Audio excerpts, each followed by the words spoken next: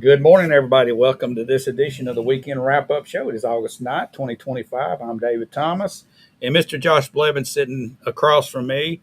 Josh, we had a big news week, and last week we took off, and it hit the fan right before we took off, but now stuff's clearing out and some clarifications coming. We've gotten a lot more information. Yeah. Like you said, we were going to take last Saturday off. We said if anything breaks, we'll come on, and sure enough, It breaks. there's no week off. News broke. We came on Thursday. We had some information then. We get a lot more information today. Yeah. And then a few other things that happened in the city we'll cover, but obviously we're not going to bury the lead story. So we'll be starting with what we've got on the court case that went on in Chattanooga this week. But before that, I think we might have a sponsor or two. Yeah, we got a couple of sponsors here. We got Dennis Young Insurance here in Shelbyville. We appreciate them being a sponsor here, and also Leverage Power Washing for all your power washing needs. Let's take a break and hear from them, and we'll be right back. Get the results you want with the personalized service you deserve at Dennis Young Insurance Agency. As a local independent agency, we offer coverage from several different companies, including Erie. So whether it's auto, home, life, personal, or business, we can find the right coverage to meet your unique insurance needs. And with a rate lock advantage, your rates won't go up as long as you do not change drivers, autos, or addresses. Contact us at Dennis Young Insurance Agency, insuring Shelbyville and surrounding areas since 1988.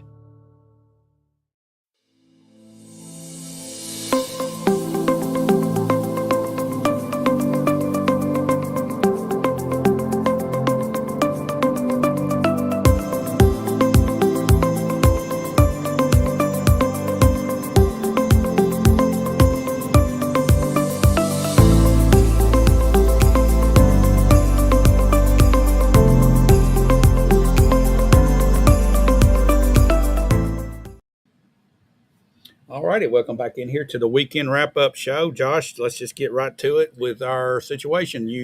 We'll dive right in. Last Thursday, we went on the air in a breaking news story covering the Farm Credit Mid-America PCA versus Uncle Nearest Green Distillery. And we had a lot of views on that. We had a lot of comments. I just want to make a couple points before we dove back into it today. There were several, especially early on, comments that we got saying, why are you picking on them? Why are you covering this? Why don't you do this every time any business in town, runs into trouble?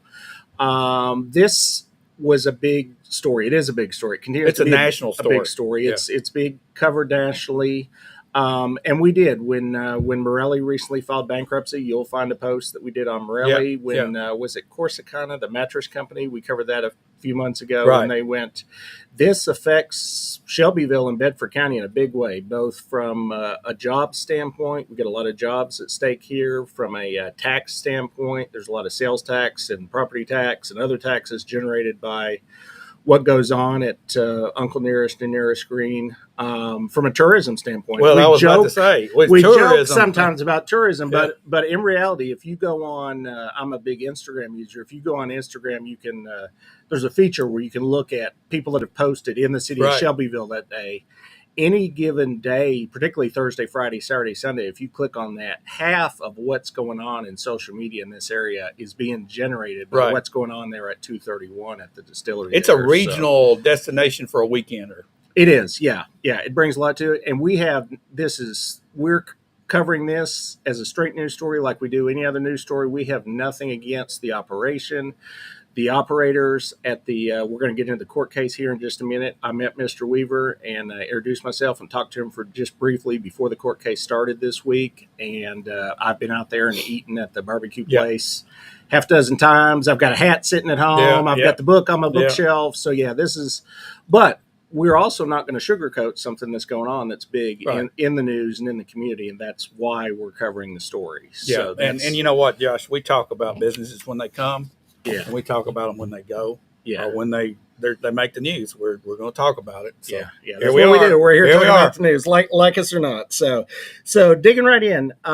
Thursday, there was the court hearing that we knew was coming up in Chattanooga. I debated going or not going, and actually I was within a couple hours of it. I wasn't sure I was going to go, depending on workload. Right. But honestly, I don't trust the mainstream media that what kind of coverage we were going to get, and I wanted to be there and actually hear what went on. Now, in reality, it ended up another reporter was there from, I believe it was the Tullahoma News. Right. They did a decent job of covering it. We actually reposted their article the same day. I've got a few more points that we're going to cover that just there's only so much you can put in an article. We published our own article yesterday. I recommend people read that. Yeah, and some follow-up information. That's got good information. But I'm just going to run down. I sat there for 2 hours. No electronic devices allowed in the courtroom. So I was there with a notepad and a pen, and I just went to town. I had about 5 pages of notes.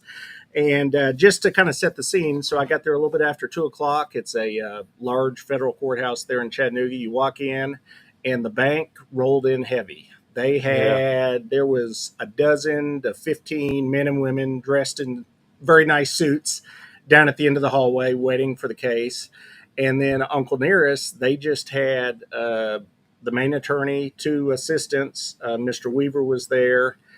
I was there to observe a couple people that I know that I promised I would not mention, who knew Mr. Weaver as well. And just because it's a small town, I also happen to know them as well. We sat together in the back row, but generally most of the people in the room were connected to the bank. They brought not only a big team of attorneys, they brought a team of bankers. Then they brought a whole team of this outfit from Texas that they wanted to be the receivers. So they filled the courtroom all by themselves. Okay.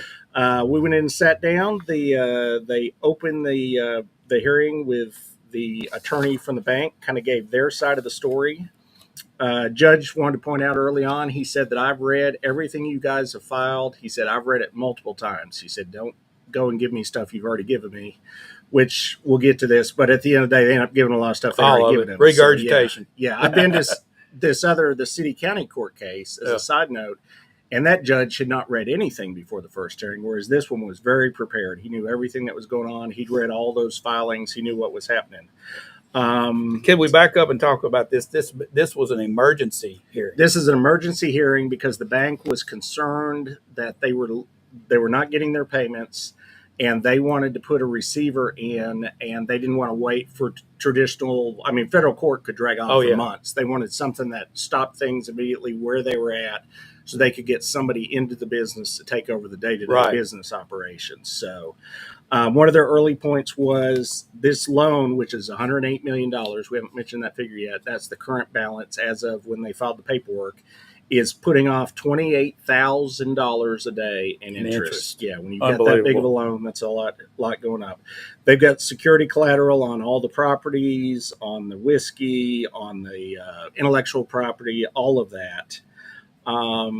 Some of the pushback that's come back in the media, the several people from Uncle Nearest gave interviews to different media outlets, and they said, hey, we paid $9 million last year. We paid $7.5 million this year on this loan. We're not in that bad a shape. The bank said, hold on. You guys just signed a forbearance agreement in April of this year, April of 2025. And in that agreement, you agreed to pay $7.5 million, which they did to get the agreement signed. But after that $7.5 million, there's a series of additional payments. So on June 16th, they owed a second payment of $10 million. They did not make that payment. That's not an allegation. That is an agreed fact by both parties. They did not make their June payment. They have an additional $10 million payment due next week. The judge asked the attorney for the defense, are you going to be able to make that payment? He said, very unlikely. They're probably not going to have $10 million next week. They didn't have it in June. Why are they going to have it next week? Exactly. So both sides agree that they got incorrect reports on inventory from a former CFO. His name is Mike Senzaki. This is kind of what the case revolves around from the defense's point of view. Right. There was a CFO. He was there. He was presenting certificates to the bank saying what their inventory was. Those certificates, both sides agree that in January of 2024, they found out that those certificates were false. They were inflating the inventory numbers of what the company had in inventory. Past that is where we lose agreement. He was supposed to have been, from what the bank understood, when they found out that he was providing faulty information. He was removed from the CFL role in January of 2024. However, as the bank went in and did more investigation and got more paperwork, they found him signing financial documents as late as September of 2024. So That's a problemo. that they found Yeah. problematic, at Yeah. least from the bank. Now, Mr. Weaver, when he was on the stand, he admitted to that. He said, this is another great fact, Mr. Senzaki still had some connection to them as late as the end of 2024. So just to put on my, kind of think about it kind of hat here, if you think he's putting out bad information of January, and there's a little bit of not an allegation, but they just kind of insinuated that maybe he'd misappropriated some funds, you wouldn't think you would keep him on the entire rest No. of that year. That just seems a little off. But they both agree he gave bad information. He's definitely supposedly no longer with the company is the allegation right now, but he was there as late as the end of last year, continuing to do some. And I assume he was not in the courtroom. He was not in the courtroom, yeah. The only person there for Uncle Nearest was Mr. Weaver, who was the only representative of the company that attended the hearing. So back to things they agree on. They both agree there's currently 55,000 barrels sitting in inventory. And where is that located? The majority of that inventory should be in Colombia. They did get into that discussion. Let's talk about this. Yeah. I've seen on Facebook and comments with some of this reporting that they're getting it from Tullahoma. They're getting it shipped George in Dickel, from they're getting it Illinois.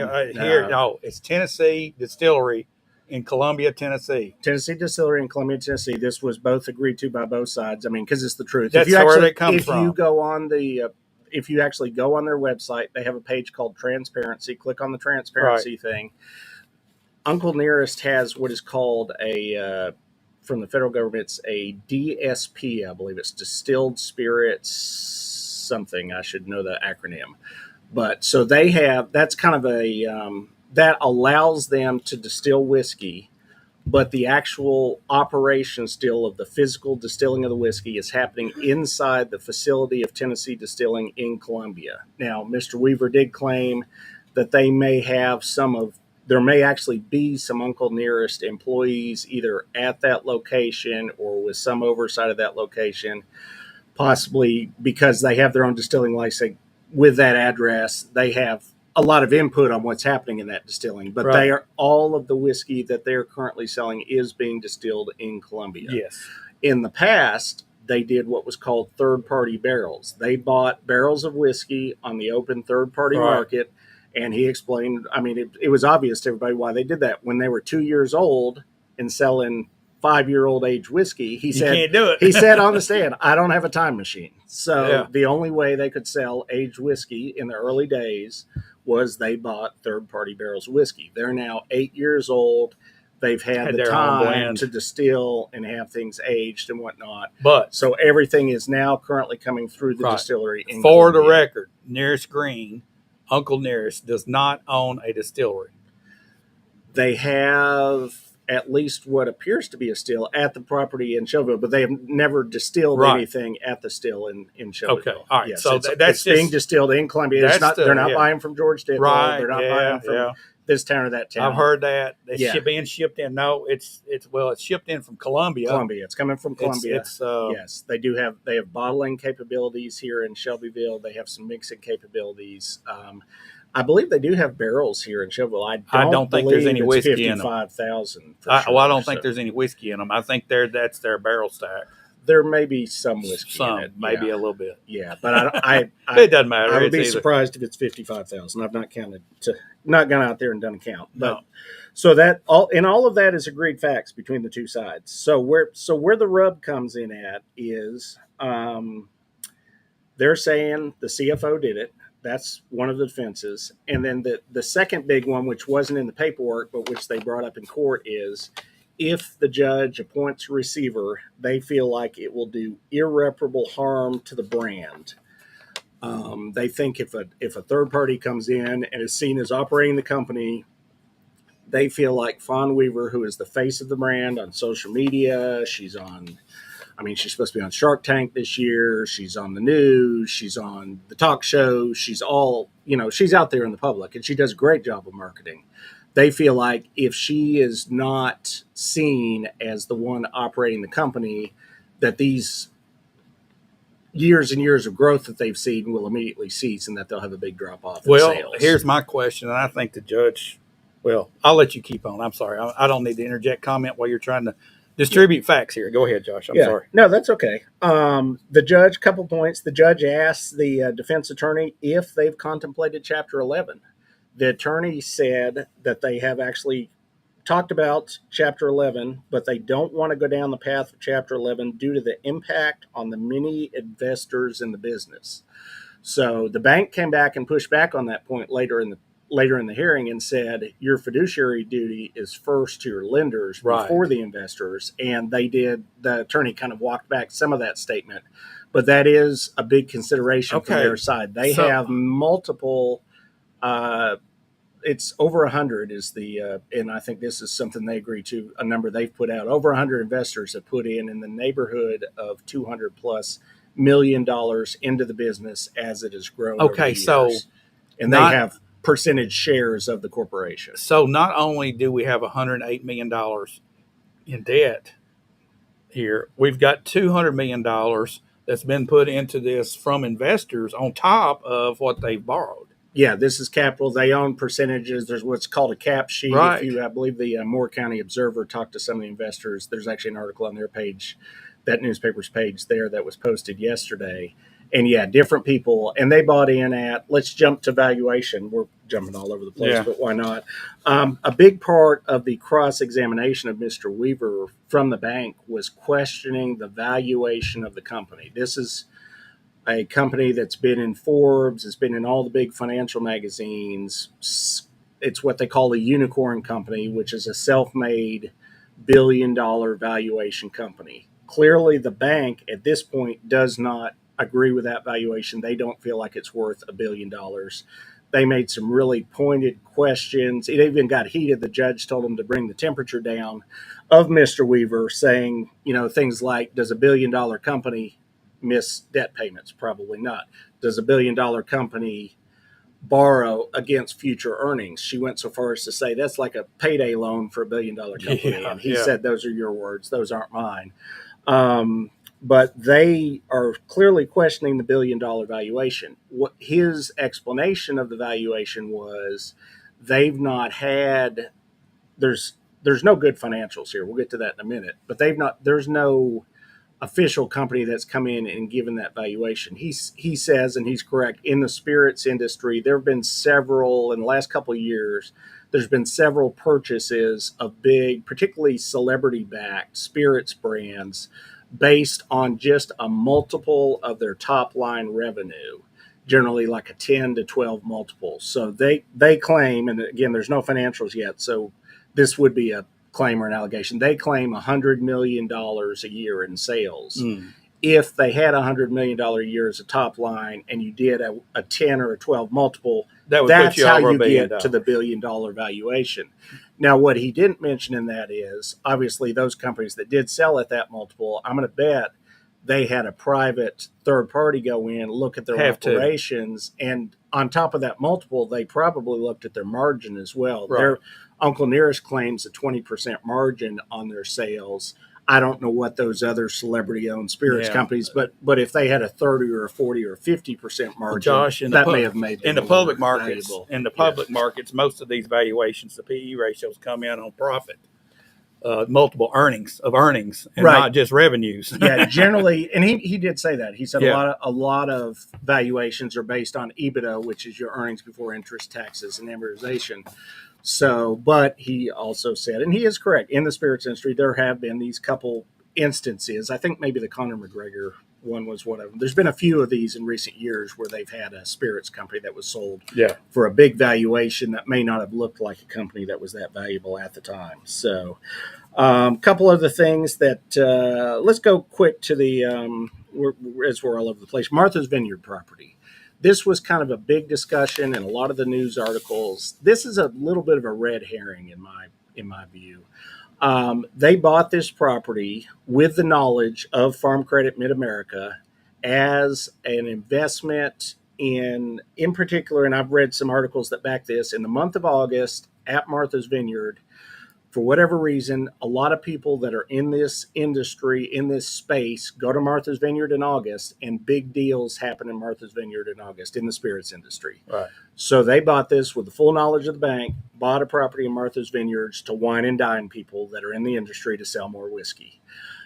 The bank's argument was, you bought it from us and then you took out a mortgage on it. Their explanation, which seems like a possible explanation, this is again something that they allege, is that they had to borrow money because the property was in disrepair and they had to make repairs to the property. Also, part of their defense is the bank knew what they were doing with it. If they felt like their loan to them was a mortgage, the bank should have had the impetus to take out a deed of trust on the property, which they did not even attempt or ask for a deed of trust. So the property sat there unencumbered, which allowed them to get a mortgage on it. There was some question of ownership of the property. The bank said, hey, it's in this LLC name. We don't know who this is. Under questioning, Mr. Weaver said, this is just a single member LLC. I'm the single member owner. So I'm on the bank loans myself. I also own this LLC. There was no nefarious. There wasn't some weird, sketchy third party somewhere that owned this house. It's in his name. Right. The bank president, during his testimony, said, I think the Weavers are living there part of the year. Mr. Weaver said, no, we don't live at this house at all. We visit once a year in August for the time period that we do the sales process, and the rest of the year we're not there. So it's a party house.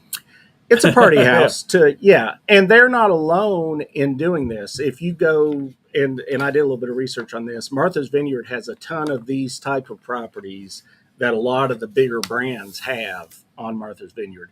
So the bank was trying to use this, I think, to show a pattern of them being unable to pay their bills. They thought they're borrowing money to pay other bills, which may or may not be the case. They didn't prove that they'd use this money for fixing up the property. But really, in the big scheme of things, the $2 million of this property is a drop in the bucket of the overall story. It just kind of got tied in. People were thinking, oh, they're spending company money to buy, flashy stuff for personal reasons. This was a business property. It's used for business purposes. It's a fairly normal thing done within the industry. It's not them buying a second house that they're living at 6 months out of the year or anything like that. So I know there was a lot of discussion on that. A lot of parts of different articles were written about that, but it wasn't as big a deal as it was made out to be. Now to let's get to some of the nuts and bolts, and particularly a couple of things that were not covered on the other article that was written about this hearing. The bank attorney asks Mr. Weaver if they have any kind of audited financial statements. They're a large company, whatever the valuation is, right. You should have audited financials, particularly from last year. He said they do not have audited financials, but a company was working on it. Within weeks, he felt like they'd be ready. She asked Mr. Weaver, what company is working on your audited financials? He said, I don't know. She said, you're the chief operating officer. He said, I don't work in that part of the company. So they felt like maybe that was. Well, who is the CFO now? They do have a new CFO, and I probably took that note. Okay, so they do have one. They do have a new CFO. He was not in the room, so he wasn't available to ask. The follow-up question was, if you don't know anything about your audited financials, how much money is sitting in the bank at your company right now? Same answer, I don't know. She said ballpark, $10, $1,000, $1 million. She said, I have no knowledge of how much money we have in the bank right now. That's not a good answer. She came back with the same Yeah. reply. You're the COO. You should have some kind of grasp of that. But he said he did not. So follow-up question to that was number of employees. And this is where we got something that hadn't been reported on yet. He said, currently, to his knowledge, they are around 100 employees, but that number has been dwindling. He said, we have been having layoffs and offering severance to a number of our employees over the last 8 to 9 months. So that kind of pushes back against the narrative that's been out there, which is this is a company in double-digit growth year over year. And your employees are dwindling. But the employee count is going down. And that's not, again, an allegation. Those are his words, from him. So for the past 8 or 9 months, they have been. Let me interject something like here. You and I have talked about this. This industry right now it's going through a tough time period. It is. Okay. Brown Forman, Yeah. parent company of Jack Daniels, They- 12% of their workforce Right. was laid off this year. 11 distilleries in Kentucky in the last 90 days have filed some form of bankruptcy. Correct. And that is on the Bourbon Trail in Kentucky. So the consumption of bourbon, whiskey, this type of spirits has dwindled in the last couple of years to the point that a lot of these companies are hurting. That would indicate that there's Uncle Nearest and Nearest Green Distillery is no different, except you pile on all this other stuff, and it really complicates the matter when you're in a sector that's decreasing, and then you have all this happen. It's a bad situation. It seems that way. Now, they continue to make the assertion without financials to back it up yet, but that they are still in what they're calling double-digit growth. Now, double-digit growth could be a wide frame. They could be saying we're up 10% on number of bottles sold since last year, and double-digit growth also doesn't cover earnings. Right. That could be sales. Sales and earnings don't necessarily. No, you can sell the same more and thing. lose more if you're not careful. Yeah. So, to some final points they made at the end of the hearing, both parties are in agreement. They don't want to go to foreclosure. Both the bank and Uncle Nearest want to keep the business operating.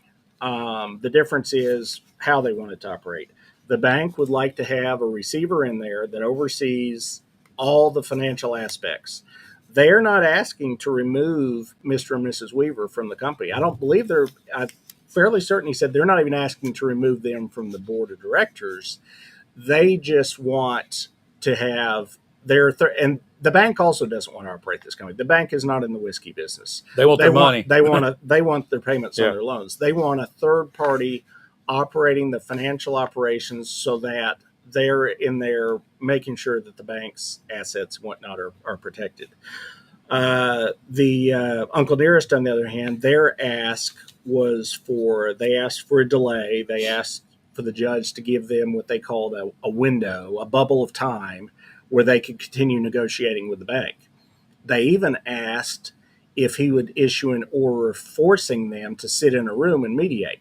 And the judge refused. He said, you've got 100 million reasons to negotiate. Why Right. do I need to write you a document to say to Right. negotiate? Yeah. Both sides have 100 million reasons to negotiate this out. Right. So he did not issue that order. He did sign an order last night, which we've got posted on Right. Facebook, that freezes Uncle Nearest from disposing of any assets outside the normal operation of selling bottles of whiskey and whatnot. They're not allowed to sell barrels of whiskey. They're not allowed to sell off property or anything until the ruling comes. And he also, there's a second part of that order, which he pushed back against in the courtroom, but he agreed to since both attorneys agreed to it, which is basically a gag order on both sides, forbidding them from discussing this in social media or the press, any of these private negotiations until such time as he Right. issues a ruling. Because that was taking place before that this was hearing. taking place, and even the attorney for Uncle Nearest was not happy with what was going on from his own side on social media, so they put that order in place. A couple key points that happened at the end, just as things were wrapping up. The judge looked straight at the defense attorney, which was Rocky King, I believe. I've got that in Right. an article. Yeah. He said, "Is this company solvent?" Mr. King said he doesn't know that. He looked at him again. He said, "Is this company profitable?" He said, "I can't say that either." So I think those are key things that he's going to look at. Again, there's no audited financial statements for anybody to look at in this. The judge doesn't have access to any. The bank doesn't have access to any. So he's going to make his decision just based on what was in the filings and what was discussed here in the courtroom on Thursday. So the question becomes, Josh, does this business have enough financial gain going forward to pay off this $108 million? And then if that's possible, they do it. How in the world are the investors going to come back with anything? It's not looking good. yeah, the investors, and then this is kind of hearsay because this was in the Moore County Observer, so I'll put this on the record as it is hearsay. Right. But they claim that they spoke to some investors and that the investors were promised both, not just that they were buying into a company, but that they were buying into a company that had an exit plan. Right. Which an exit plan in this Sell case out. would be normally to sell out to a larger corporation at some point down the road. The ones that were allegedly interviewed, said that they felt like there was no exit plan at this point. But I think the logical connection here is that Jack Daniels comes in and saves the day. That's what I think. I hear a lot of people saying, well, Jack Daniels needs to buy that. It goes with their story. And honestly, I don't think that can happen at this point in time with the industry like it is. yeah, that is the issue right now with them having their own set of layoffs. Obviously, I would assume Brown-Forman is a much bigger company. Right. So maybe this is a smaller drop in the bucket for them, but still, 9 figures is 9 figures, no matter how big of a company Exactly. you are. I don't know if they have the capital to make that move as well. Yeah. All right. So you being there, Josh, what do you feel like we're going to see over the next week? The judge wouldn't put a time on it, but he said multiple times early on and at the very end of the hearing, he said, I am going to rule on this quickly. Now, he agreed to this hearing within a week of them filing. So, which this is a federal case. For it to move that quick already is kind of crazy. He agreed. He signed that agreed order that we posted last night after business hours. So he's on it. He's working. And I'll just go out on a limb and say, because of how fast he heard it, and because of the work last night, there could be a ruling this week. I would think. I think we'll hear something real fast, Josh. It could even be in the first half of the week. I don't know that. He didn't say that. It just seems like he's on it. He's working. He understands the urgency. Also, at the same time, as he mentioned, as the judge himself mentioned, both sides are still talking. It's not 100% out of the realm of possibility that they don't reach some kind of mutual agreement on the side before the ruling. So they're at least still in negotiations. They actually, right before the trial, the hearing, it wasn't a trial, they had both gotten together and submitted what was called a joint stipulation, where they agreed to a number of the facts and the evidence in the case before they even went into the courtroom together, just to try to speed up the actual hearing that day. Yeah. So they're talking, they're back and forth, and like he said, they've each got 100 million reasons to come to some kind of agreement here. What that agreement would be, I don't know. If they were to come to an agreement, this is a privately held, non-publicly traded company. Right. That agreement would be private, and that might be in the best interest of both parties to keep it private. So yeah. So gut Yeah. feeling, Josh, after being there. If they don't come to an agreement, I don't see any way that he can't move to receivership. The problem with what the defense brought, and again, I'm not an attorney, I'm not a lawyer, I'm not a judge, but what I saw them present was the CFO, it's his fault it happened, and we don't want a receiver because it hurts the brand, but they didn't present in the courtroom or in their filings, they did not present a way forward. Right. They didn't say, here's our plan to get out of this pickle. They presented no plan. Now, that's not to say that they're not working on a plan, but in the courtroom, in the filings, they didn't present a plan forward of any kind at all, whereas the bank presented their plan, which was to put in a receiver to operate. Right. Now, the other side was, the judge did ask right at the end, he asked the defense, he said, I'm not telling you which way I'm going to rule, but if I were to rule for a receiver, do you agree or disagree with the one that the bank has chosen that's sitting in the courtroom today? They disagreed with that company. I believe the name was Riveron, because they said that company is based out of Texas, and they actually named somebody by name who I didn't know and I wasn't able to write down, that was in Columbia. Again, just my gut feeling, if I'm the judge trying to be even, I being that neither side agreed on a receiver, if he were to pick a receiver, I'd probably pick one that neither side had. I mean, he's obviously well, got honestly, the access one to, on the hook here, Josh, is the bank. All right. Yeah. So if I were the judge, I would probably let them have the receiver they wanted, because they're the ones that's got the most at risk here. All right. And this is my take on it. Worst case scenario, it goes into receivership. We play out a few months. They see it's not going to work. It's liquidated, and they're going to get pennies on the dollar. Best case scenario, there's a long-term plan put together with a receiver in place, and maybe a 10-year plan, because this ain't going to reverse itself in a year or two. And a lot of it hinges on the whiskey industry. right. Best case scenario, there's a plan put in place with a receiver that maybe tapers off and gets turned around, because obviously the direction they're headed now is going toward a balance of zero. But, well, no, negative numbers is where they're at now. So best case scenario, long-term plan. Worst case scenario, we see it liquidated. That's Right. And in the best case, which is what we're hoping for, I mean, this is a large employer in Bedford County. This is a large part of our tourism and our tax base. The receiver coming in doesn't signal the end of this business. It's possible, if you want to go to the most optimistic view, that Uncle Nearest ends up agreeing with the bank on the receiver. They bring the receiver in. They get things turned around and moving in the right direction. Once these loans are taken care of, the receiver goes away. The ownership stays with the current investors and the current owners, and they go on about their merry way and continue to make a bunch of money. It just looks like to me that this has been absent of somebody that was paying attention to the finances, and they just need a financial administrator, and that's what a receiver would do in this place. He would say yes and no. Right. He would would have full authority over anything that involves And money you can't spend that money on that. You can't spend that money on this. He would say, this is where we're focusing, and this is where everybody's got to focus to get this thing back on the right path. Yeah. That's a hard chore. It is. Yeah. It would be a lot of work. And, on the flip side of that, I know there's a lot of money at stake here, but I'm just going to guess, not being involved in these type of cases a lot, that receiver is going to draw a nice amount of money. So it's going to cost a lot of money while that receiver's in there, but that's the price you may have to pay to get this ship straightened around. Yep. So as we've said in the past, we'll stay on top of this. We're expecting a ruling sooner rather than later. He promised a ruling quickly, was all he said.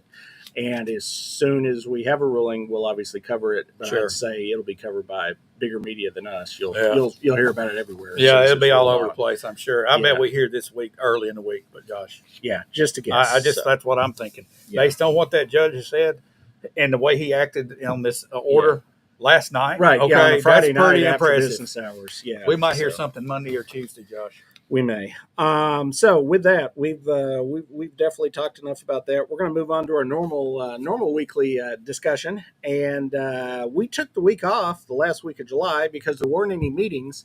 But I just want to point out that things still went on that week. Just a real quick rundown of what happened that week. Monday of the last week of July was the back to school kickoff.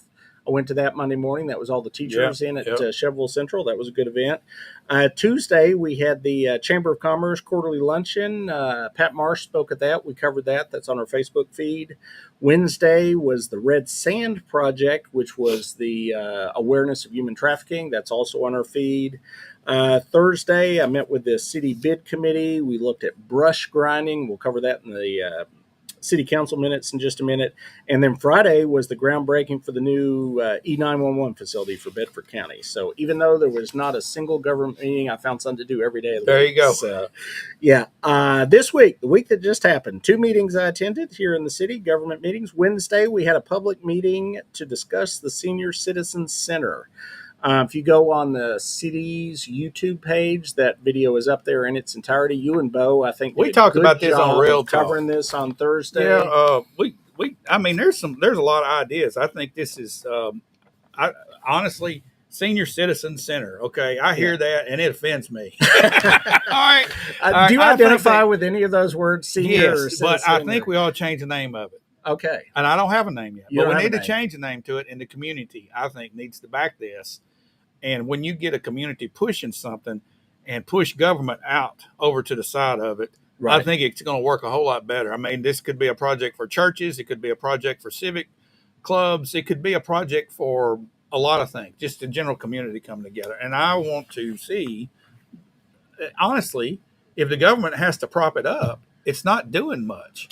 Yeah, the government has had to step in because it has not been self-sufficient over the years. It is its own private entity. They have their own board and whatnot, but they get I basically call it a stipend, a small amount from the city and the county. Which is not a lot. Yeah, this is the biggest year the city's ever given is $25,000, so that's not a ton of money in the scheme of things. And other than that, they have their own board. They operate on their own. They're in a city building because they don't have their own facility to operate out of. And that's what the discussion was, where they're at now. is clearly not working. Their attendance numbers are All right. very low. It's hard to find. It's hard Yeah. to get to. But here's Nobody the thing. knows it's there. Bo brought up a good point. Since COVID, things like this have not reactivated. Right. It shut things down. Before then, it was better. It was doing better. Okay. Yeah. Honestly, the location I think is perfect for a senior.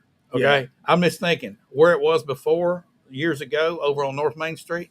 If I'm a senior and I want to go down to I ain't getting in that traffic. You don't want to fight I'm not traffic. messing. Out there, no traffic. There's no traffic. It's off the beaten path. Off the beaten path. You do have to if know you where know you're where going. it is. If Yeah. you know where it is. Yeah. And if you're going to a senior citizen, you're going to citizen center, you're going to know where it's at or whatever we call it. Yeah. All right. And there's some events. They got pool tables.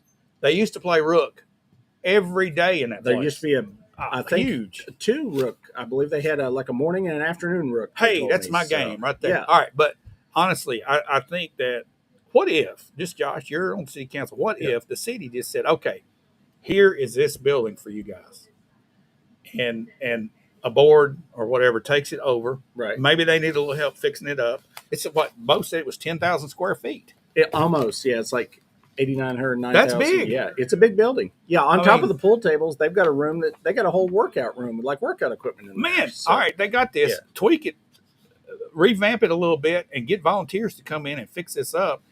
And I guarantee you, people with gray hair like me might start showing up. I'm just saying. Possibly. I'm just saying. So there is still a lot of discussion going on with that. I believe there's going to be continuing meetings going on. Their board, which they have their own separate private board because they are a private entity, is supposed to have some kind of a specially called meeting very soon to discuss what happened at this city meeting. So there's a lot of moving parts going on here. Hopefully, when we come out of this, it's either like you said, either they somehow are able to revamp the one that they're in and get things going again, or they do find a new facility and they're able to relaunch from that. But we'll keep covering it. I'm now on the city's committee that's involved in this, so we'll get the inside scoop. There you go. Keep people We'll know what's informed, happening. so- We'll know what's happening. Yes, we will. Other big meeting this week, Thursday evening, the city council meeting. Number of things were discussed. Actually, before we even started the city discussion, we had a public comment from Mr. Aaron Smith, who told us about we are in the final phase of a possible what's called an AMP Music Series grant. This is a grant that currently, I guess, Chattanooga has, and it's for holding an outdoor concert series in the city. So Chattanooga has one of these right now. We're looking at getting this here tied in with the new Riverview District, River Overlook, that part of town. It would give the city $110,000 over 3 years, and it would involve holding 8 concerts the first year, 10 the second year, 10 the third year. So we are very close to getting this. There's going to be some kind of a voting process that's open from September 5th to 15th. And as soon as that information is available, we'll put that out on social media. But I bet the city Voting. will. Who gets to vote? It's the Just city. everybody in the city. They just want to see that city residents would support this type of event in the city. They want to make sure they got the paperwork, they got the grant application. The grant application said, yeah, we'd love this, but they want to get a certain number of people chiming in and saying, hey, we really want this in our city. So it was mentioned at the meeting that this music series or a music series was part of what helped kick off the revitalization of Chattanooga's downtown area, which if you've been in Chattanooga in the last few years, they've had a total turnaround down there by the aquarium and all that down by the river. So, so this could be and it seems like it'll be a really good thing for the city. And we will put the information out there as soon as we get it. But should be all over social media at the beginning of September. So, big discussion of the River Overlook project. This is one that's been going for years, I'm told. So 3-4 years at least. I've not been there a year yet, but I was hearing about it when I wasn't even on the council. There's been drawings, there's been pictures, there's been promises. We're supposedly getting really close. So close that they might be able to talk about construction May of next year. However, as it has drug on, they've received $1.1 million in grants, but the price has climbed and climbed and climbed over Of course the it years. has. And the current estimate is $3.1 million. Man.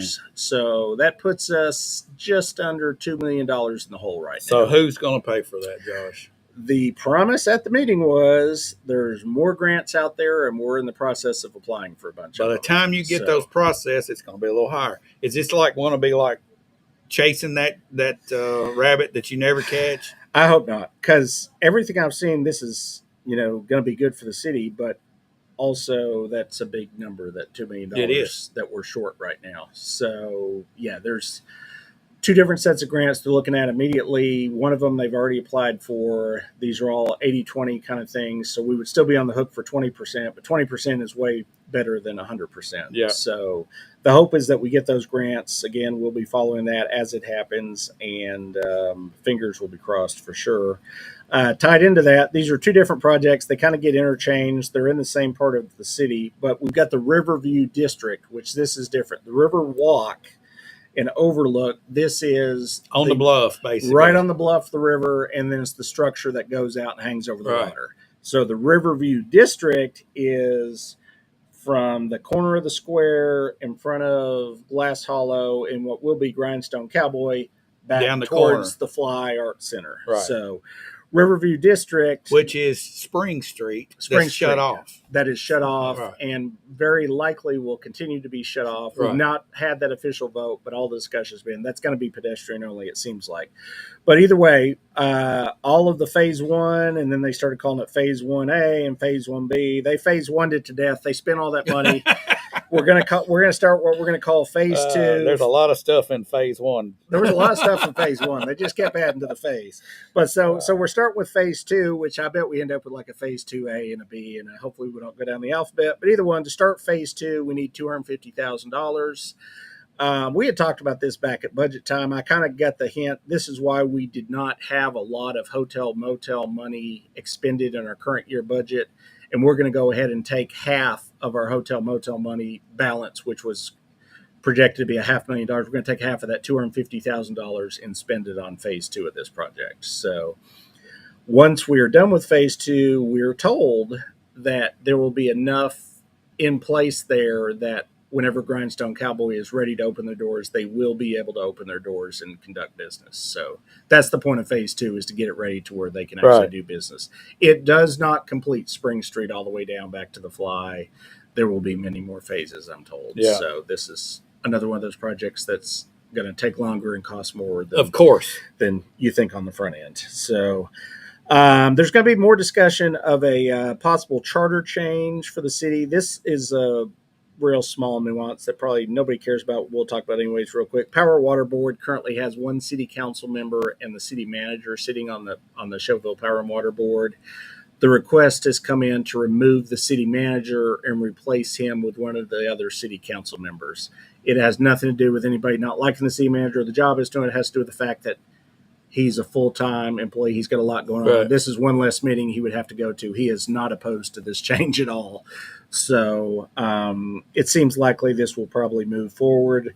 Because it's a charter change, the earliest this is going to take effect, it has to be approved by the city council. It's got to go up to the state legislature. The state legislature has to approve. It's got to come back to the city council. I think we have to ratify it one more time. So we're talking next summer at the earliest before this The happens. beauty of So, government work. government at its finest. So several standalone meetings about to happen in the city. Don't have a schedule on them yet, but they're going to be happening this month. We're supposed to finally get our city animal control meeting, which we've been promised for several months. A lot of things going on with animal control in the city, trying to see if we can come up with some additional regulations to help fix some of that. City property acquisition. There's a public meeting on that. I think that one has been scheduled. I think it's August 26th. That is going to be discussion on the city moving forward with getting property for the new police and fire headquarters. And then there will have to be a standalone meeting possibly for the charter change, which will be about the Power Water Board thing. Something that I am hoping to be on. We're also trying to get an employee benefit review committee that we're promised is coming in September. That's to look at getting city employees on the state retirement plan. That's also to consider what we're spending currently on our benefits package. Just insurance for city employees has, because as you know, the way insurance has gone, which the city has health, dental, and vision, it is right at just under 10% of the whole city budget. just employee Josh, insurance. it's one of those things that as a individual you don't have access Yeah. to a group. Yeah. Business owners around are having astronomical. Sometimes their health insurance is actually costing more than what their salary is. Oh yeah, insurance is crazy, and the city's not exempt for that. We're in a group; we have our own group because Right. it's enough employees, and it's still that expensive. So we're just gonna.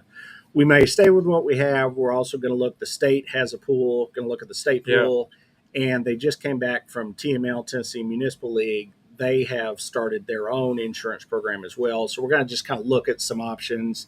We've been with the same insurance from the same provider for, I believe, 20 some years.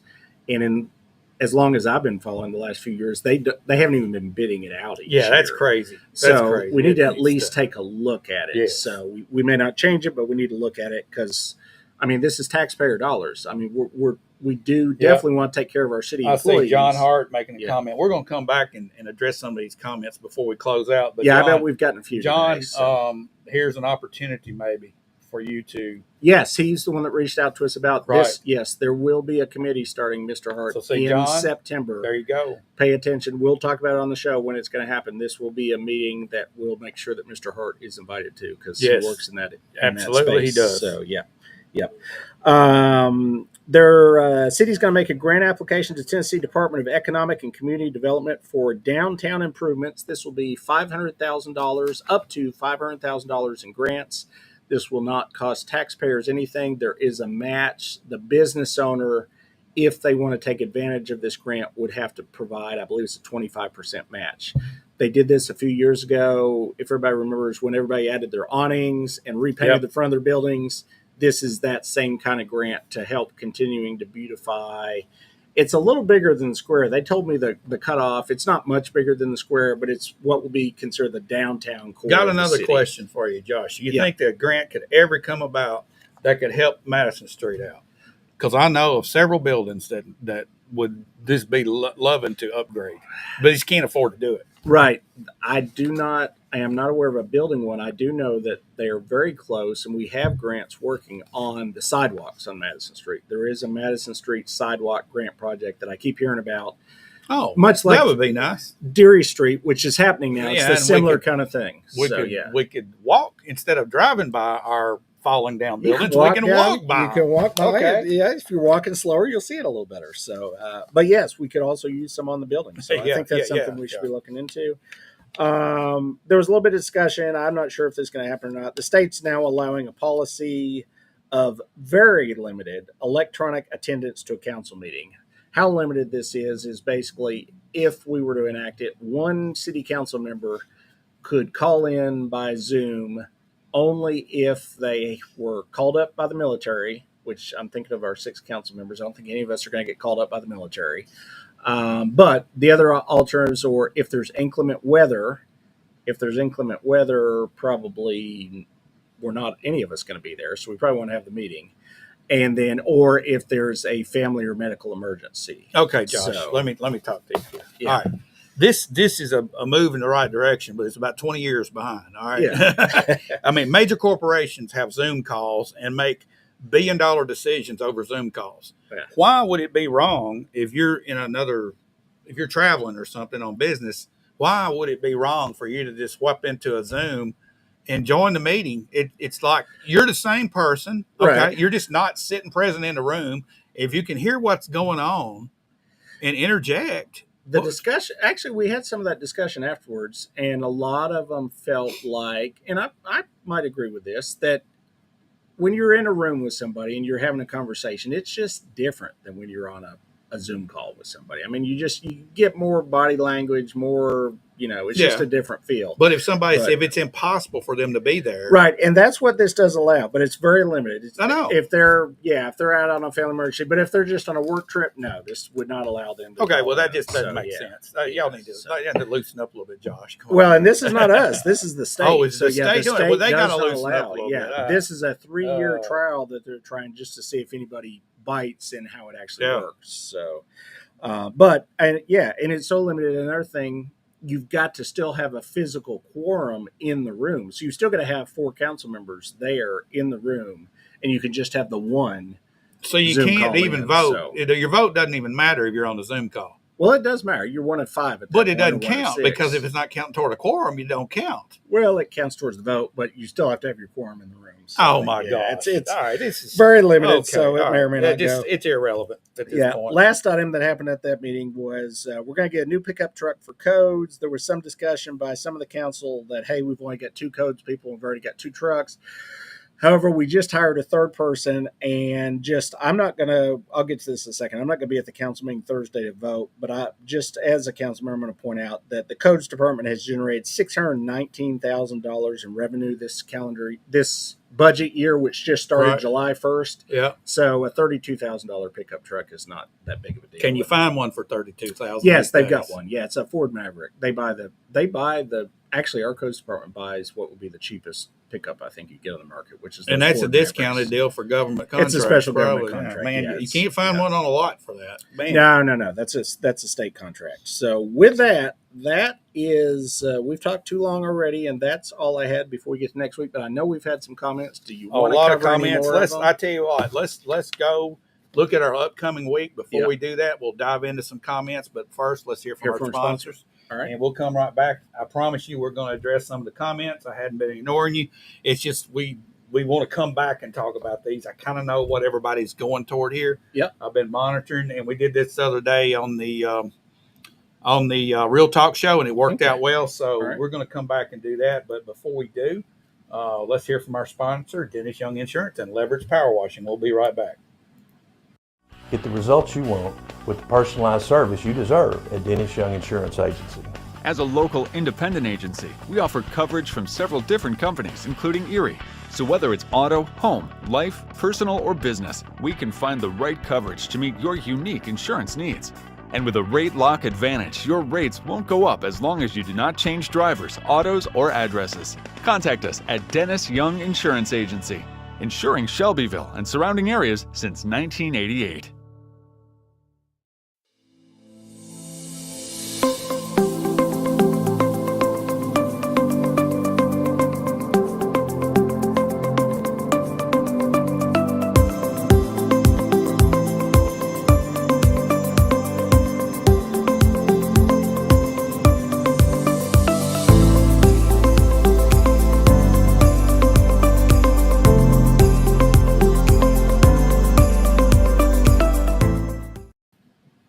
All righty, welcome back in here to the weekend wrap-up show. And Josh, we're going to take a look at what's coming up, and then we're going to end with the comments that people have jumped out and spent their time with us today, and they have made some statements. So, Josh, tell us what's coming up this week. Upcoming week, Monday, is the city pre-planning meeting. We'll see what's going on in the world of planning, see if things have picked up. We had a couple slow months. Last month was a little busier. Hopefully, we're making some momentum again, and there's stuff happening. Yeah. But I'll know after Monday morning's meeting. Tuesday evening is the county commission meeting. Looked at that agenda. Not a whole lot on that agenda that's Yeah. very controversial. I think that'll be one of those quick meetings, not even a quarterly One of report those meeting. 20-minute meetings. It could be. There was nothing on there that I think is going to generate a lot, but you can't ever tell. Stuff comes out of left field. Left field I'll is be there. always We'll lurking. find out.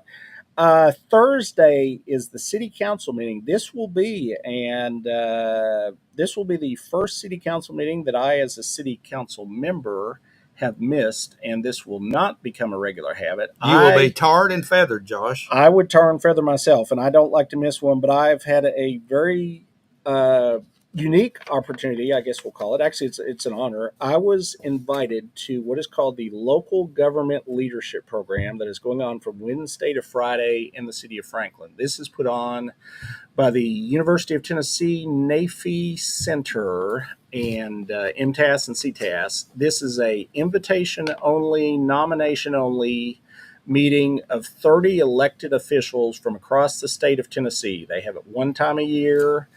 You can't apply for it. You can't pay for it. This doesn't cost me a dime. This doesn't cost the city a dime. This is all expenses paid, all meals paid, hotel.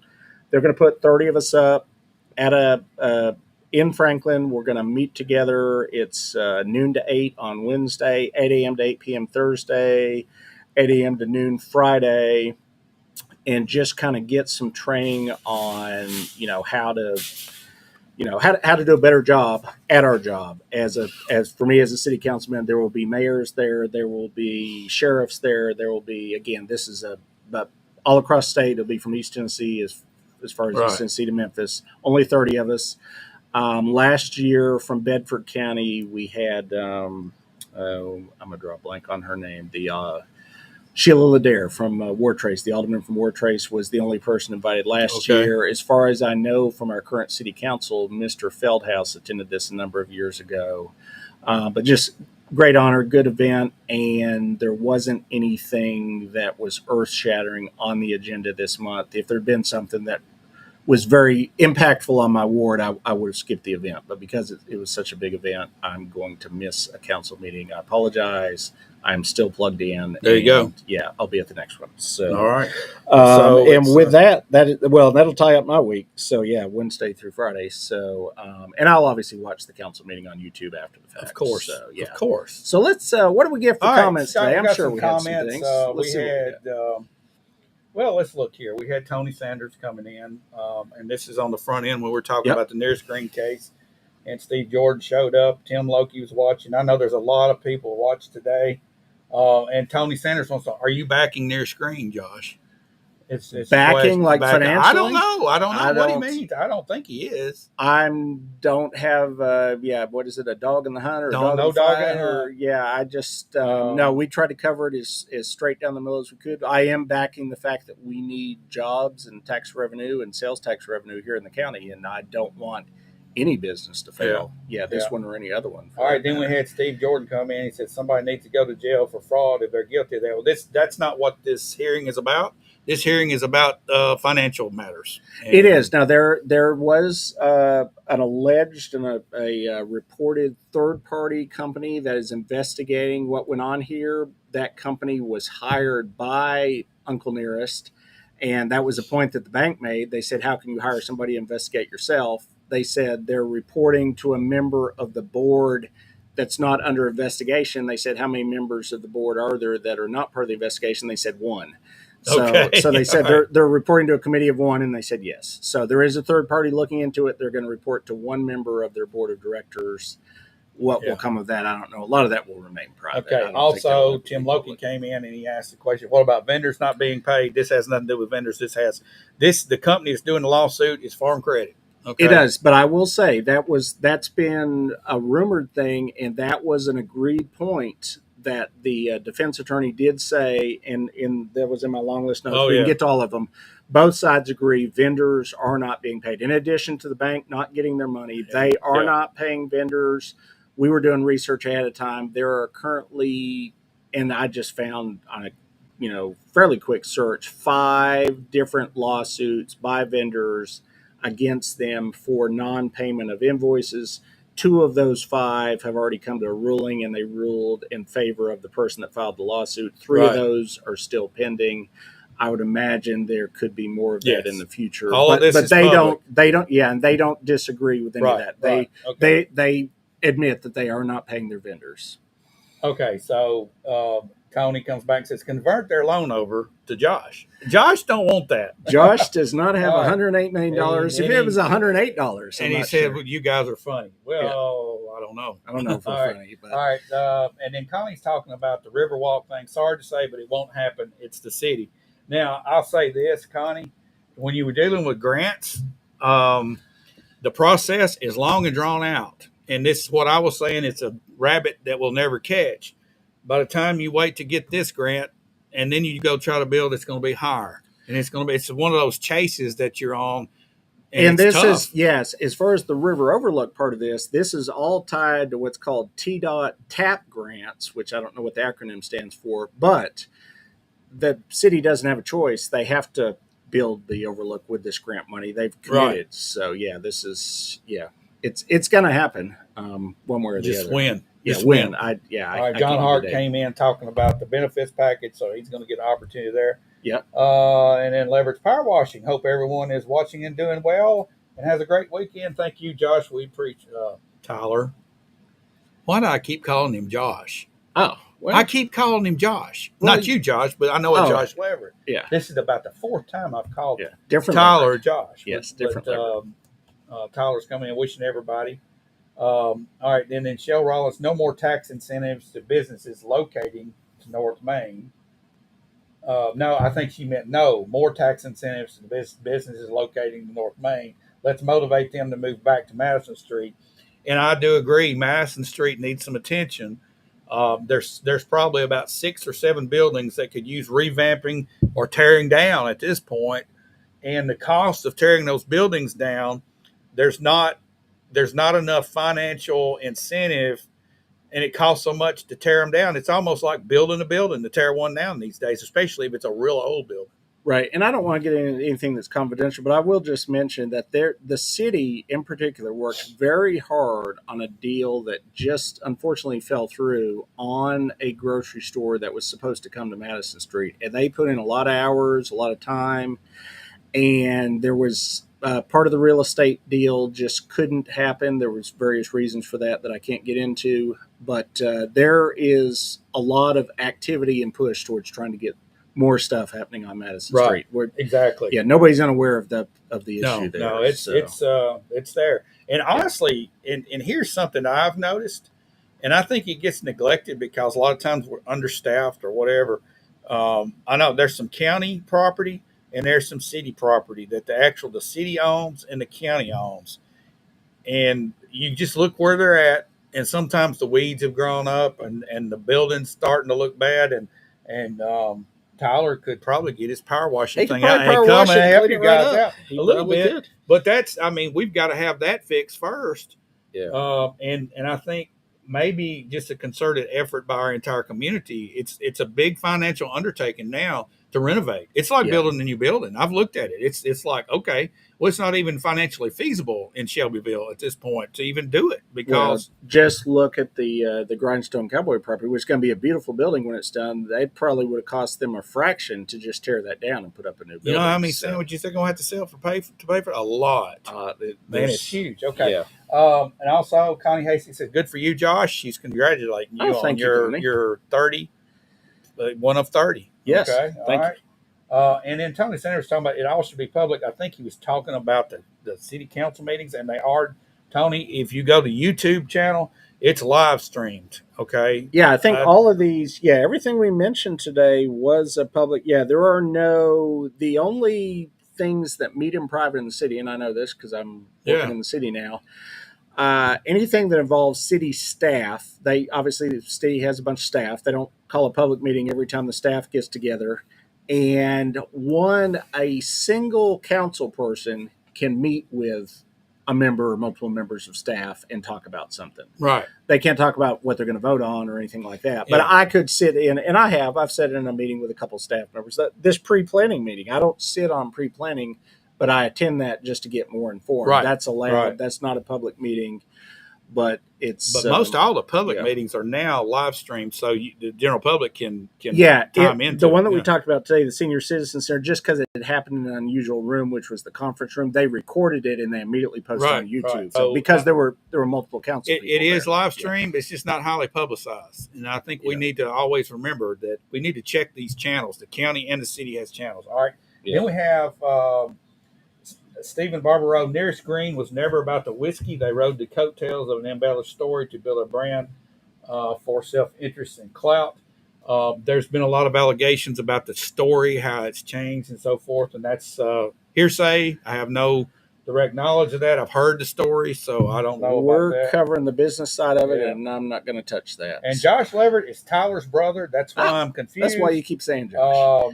Okay, Shell Rollins, the tax incentive given to Chick-fil-A should have been invested in Madison Street. CFA was going to come if they wanted to be here, regardless of any incentive. I felt that was a huge waste of taxpayer funds, and I'll keep my mouth shut, but I was screaming about that when it happened. You were unhappy with that. I was not a happy county. I heard Tony Sanders says, yes, YouTube. Okay, yeah, check that out, Tony. They live stream most everything. I know the city council meetings, our codes, not our codes, but our planning commission. Yeah. All of those meetings are there. The county committee meetings, the county commissioner meeting. and school board meeting. All that stuff is out there. It's all out there somewhere. Everybody needs to be paying attention, and you can't be engaged on YouTube, but you can at least find out what's going on so you can engage your representative. Yeah. That's what it's about. Yep. Send them an email, call them. And here's one of them sitting right across from me. Right here, email. Yeah. I get That's plenty right. of emails. Do you get emails, Josh? I do. I bet you get emails from people that you don't even represent. Somebody outside of your ward. I get several, yes. Yep. I do. Guys, thanks for participating today. Thanks for watching. We're going to be back next week. We've run over a little bit, but we've had a big story to talk about today. And next week, maybe things will get back together, and maybe we'll have an update on the nearest green Uncle Nearest case. Knock on wood, I bet we will, but we'll find out. We'll definitely Right. put the information out Yeah, there. As soon we'll as get we out it. to you as soon as possible. Thanks. Have a great weekend, and we'll see you next